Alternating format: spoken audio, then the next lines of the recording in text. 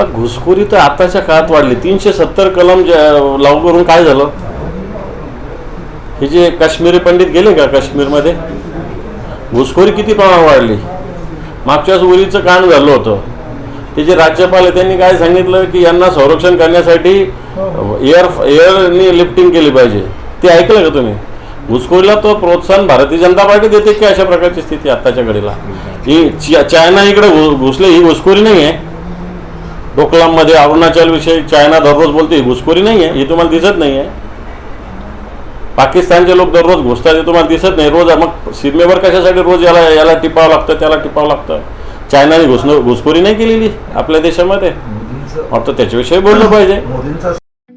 ठळक घडामोडींसाठी देशोन्नती न्यूज चॅनलला सबस्क्राईब करा आणि बेल आयकॉन प्रेस करा.